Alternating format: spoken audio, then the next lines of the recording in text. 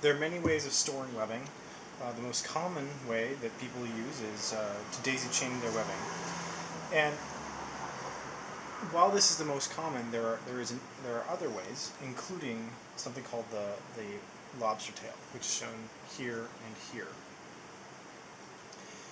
What we're going to do here is provide a video that shows you how to both daisy chain webbing, producing something that looks like this, and how to create lobster tails that either look like the orange webbing or the red webbing. So the first thing to do is understand why one might actually wish to daisy chain webbing. And the reason why is so that you can store your webbing in a way in which you can pull out a loop and make that webbing available instantaneously for some sort of rigging function. Preferably, pull out so that there is no knot. The way to do this is to take your piece of webbing and find both ends. The way to do that is to keep the webbing straight and flat.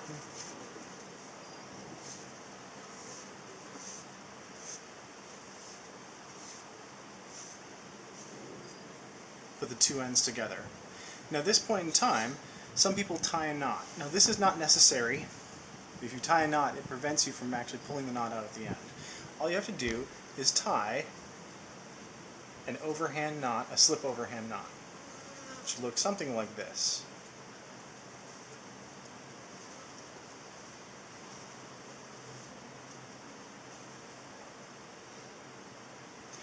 To continue the daisy chain, all you have to do is pull a bite, or a small loop, of webbing through the hole that you just created. And then continue doing this for the length of the webbing.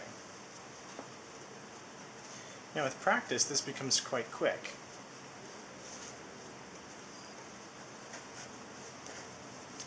And the size of the loop that you create changes the speed with which you're able to daisy chain your webbing.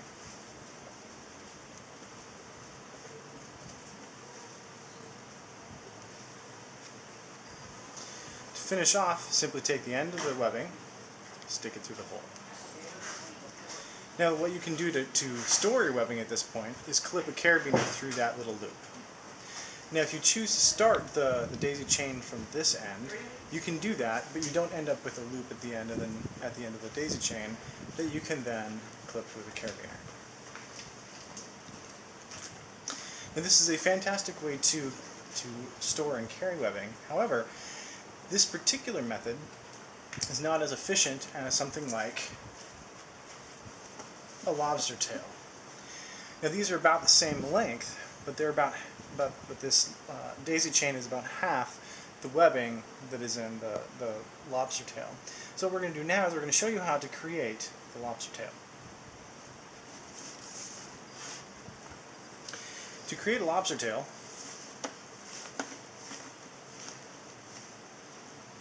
start with the two ends of the webbing together as before. Then keep the two pieces of webbing together and find the midpoint of the webbing loop.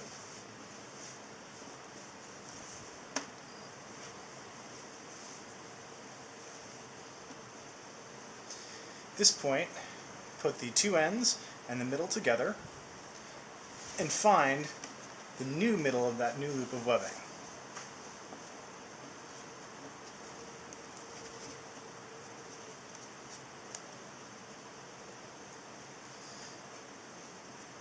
This does require keeping the webbing flat. Now at this point you can drop this end because now you have that new middle point of the webbing. To tie your lobster tail, start by tying an overhand slip knot right in the middle.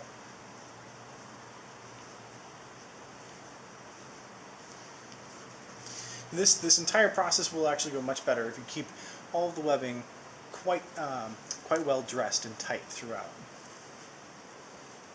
It's an overhand slip knot. At this point, what you do is take, there are two ends.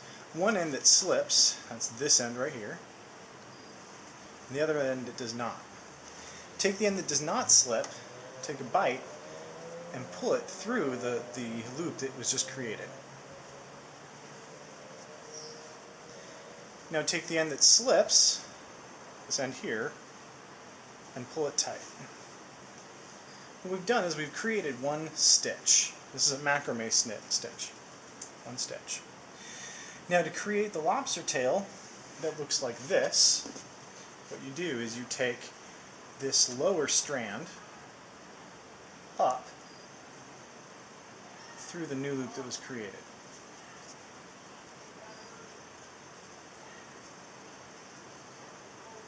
And pull it tight.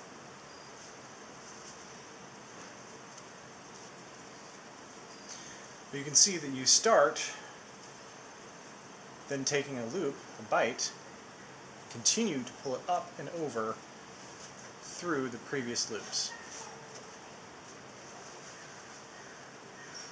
You can see it looks just the same as this other lobster tail. However, if you want, you can change the stitching pattern to get a different kind of lobster tail. So after the first stitch is made, you can take this side and instead of pulling it up and through, you can pull it underneath and through. And what that does is it creates a lobster tail that instead looks like this, where there's one side with the knot, the stitch on the top, and one side with the stitch on the bottom. So to continue that stitch, this looks like this. Pulling a loop up and through.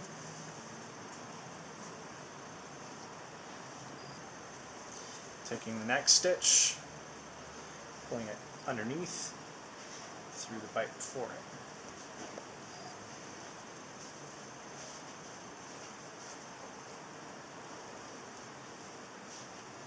And by doing that, you create a lobster tail that looks like that.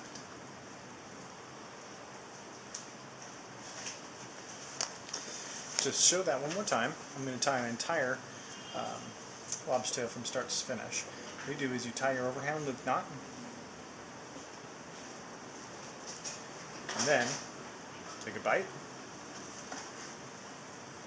slide it through, first bite, take a second bite, slide it through the new bite that was formed, pull it tight, take a new bite from the other side, slide it through, pull it tight, and so on and so forth.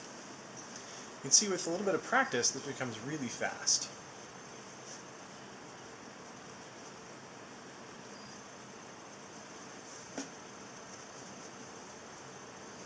This is also considerably easier when you're not laying on the ground and your elbows are digging into the side of a board. You're also going to show them how to undo it, right? Yeah.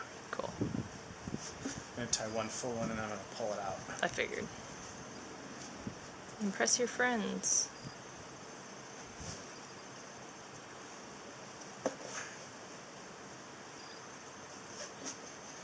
Now to finish off a lobster tail is very simple. One or the other strand is going to be longer, just by chance alone. And what you do is you take the longer or the shorter piece and you stick it through the last loop that was created and pull it tight.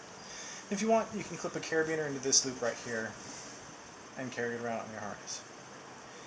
Now the great thing about lobster tails is that if you want, you can also tie them if there's a loop knot, or if you're using a loop of webbing. So for example, if you wanted, you could store your webbing as a loop. All you have to do is tie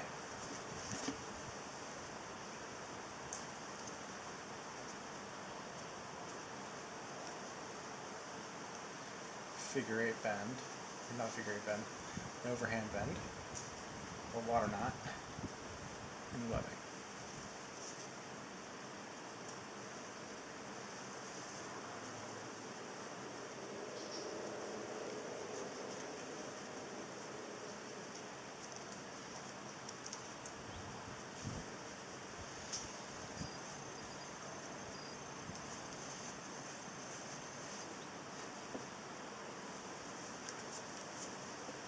If so desired.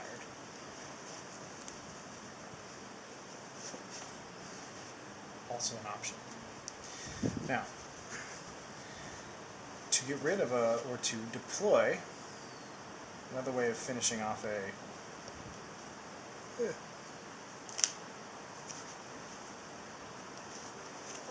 lobster tail. I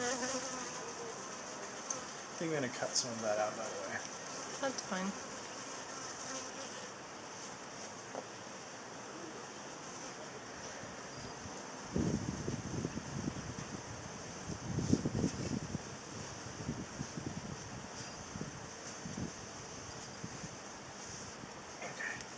Now to deploy a lobster tail, all you have to do is pull out this end and pull on both strands. The knot comes right out. And now, the webbing is ready to use.